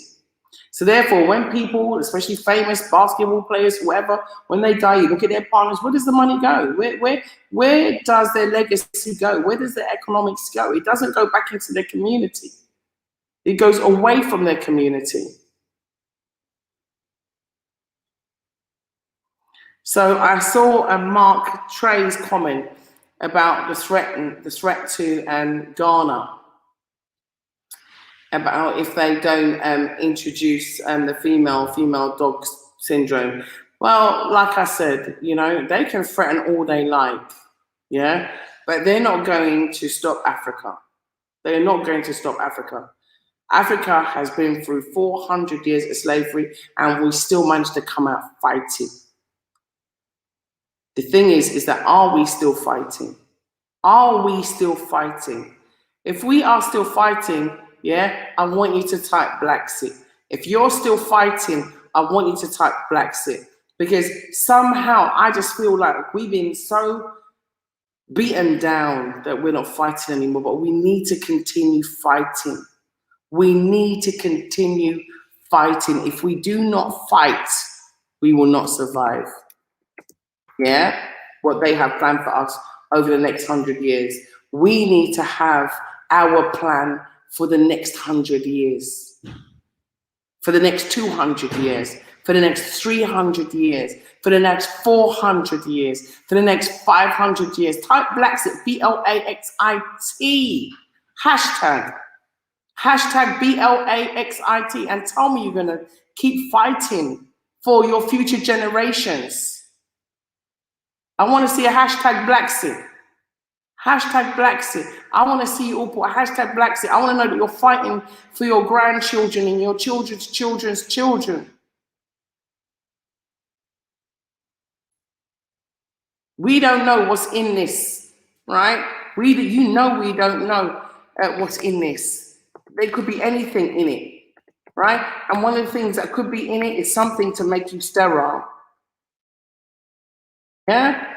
To make us all sterile, to reduce our ability to procreate. You understand? Thank you so much. I can see that. I can see that. Right? Listen, all I got to tell you is that, you know, we have to love and trust each other more. I know it's hard. I know it's real hard. Yeah? And I also know that we've been trained to hate each other. Okay? We've been trained to hate each other. And, you know, not to spend with each other, not even to marry each other. You know, not to see each other as beautiful anymore. And even to look at our standards of beauty as inferior, but it's not. Every day I see some of the most beautiful people I've ever seen in my life. You know, here on the continent, I see, you know, women and men, handsome men and beautiful children. And I don't know what to say, is that they've really fooled us, right? I see beautiful round bottoms, yeah? Beautiful African bottoms, okay? Not some, you know what I mean, Neanderthal flat back. No more flat backs, yeah? No more string lips. It's important that we start to love our identity. We need to stop. You know, another thing that hurts me is when I see the bleaching. I'm not going to lie to you. It hurts me so much to think that you hate yourself enough to want to take the black out of your skin. Why? Why?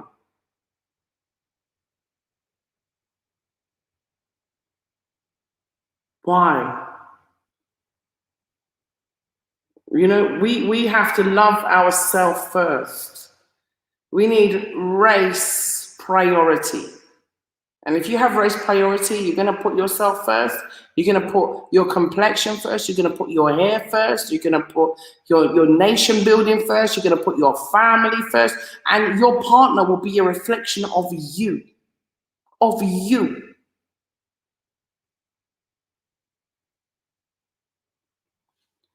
If we're going to think about solidarity, we need to have trust. You cannot have unity without trust. Yes, listen, I'm not saying that some people haven't hurt you in your life. We've all been hurt. I'm not saying that certain people aren't even going to betray your trust. They are. Listen, if you think I don't have problems, oh my gosh. Listen, even here in Gambia, I've been, you know, betrayed terribly by my own African brothers and sisters, right, of African descent, who came here to say that they Blaxit, but came to stab me in my back. But does that stop me? No. It doesn't stop me, because our solidarity has to be my black priority. Our unity has to be my black priority. How are we ever going to attain our goals unless we can work together? How else are we going to even reach anywhere unless we can reach together? Everything that we have to do has to be precise. It has to be planned to precision. I don't want you to just pack up your bags and say, oh, I'm going to Africa. No, there's got to be a plan. So if we're going to have, you know, if we're going to work on a project, you've got to remember that there are people that have been coming here before. Yeah? And have made sure that they've greased palms to open doors. So we have to be in a position to make sure that we as Black people, we as African descendants, know what our game plan is for the future. For all of us Africans, it's totally important. So race priority, race solidarity, race unity. That is so, so important. I cannot tell you how important it is right here, right now. Because if we as a Black race all said, no, we're not taking COVID, can you imagine? We're not going to take that inoculation. Can you imagine? How many of us are there around the world? If someone started, for example, I don't know, a hashtag no or a global petition to say that we do not trust you. You've been responsible for our genocide for the last 400 years. For the last 400 years, you've killed us out. So we don't trust you with our healthcare. We don't trust you to give us a solution to a problem that you created in your totalitarian system. What if we said no? What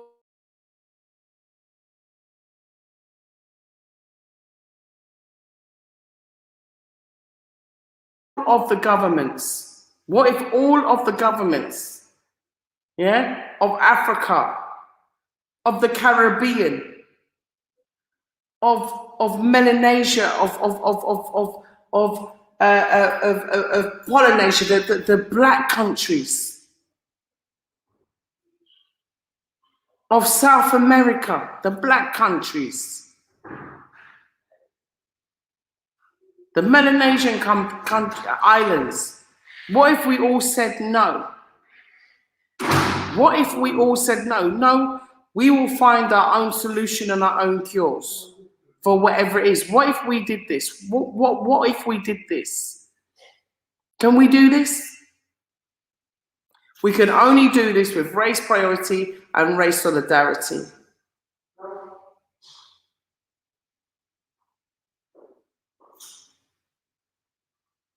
So, revolutionaries move in silence, and you know, activists takes risks because they talk.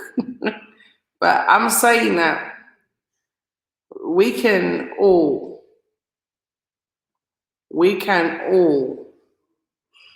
determine our own future.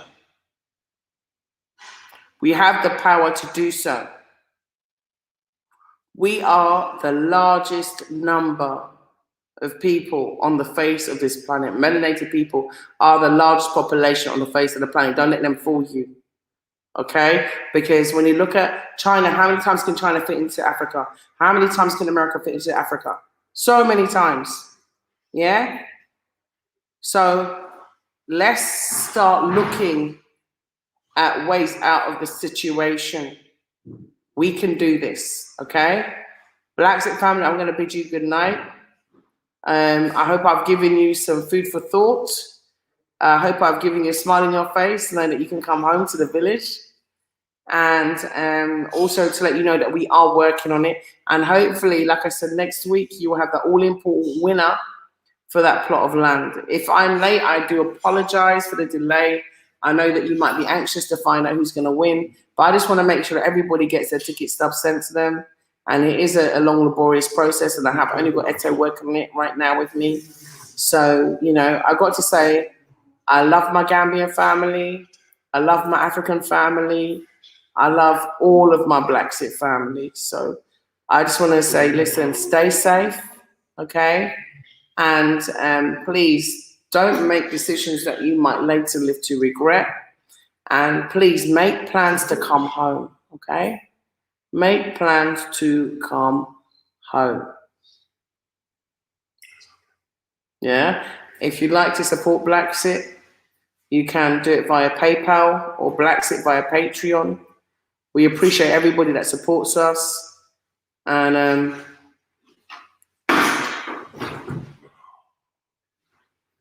yeah, I agree.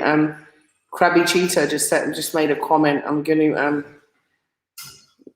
read it. It's moving really quick. They're selling out of our people. They won't stop selling out their own people. We can, but they want us dead. We can take a rat to inject the sit and watch and see how long the animal lives. Exactly. Let's do our own experimentation. Yeah? Let's do our own experimentation. So good night, my beautiful family. I love you. And thanks for everybody that contributed on the show tonight. Yeah? Especially Blind Guy and his wife and family. That was amazing that you could join us. Steve, thank you for your contributions. And thank you to Bijou Noir. Gina, you know who you are. And all of the Blaxit family that usually contribute, I'd like to thank you. Mark Trey, Janice Houston, Linda Moss, Coach Sandy's World, Black Shaka, Titus. Thank you.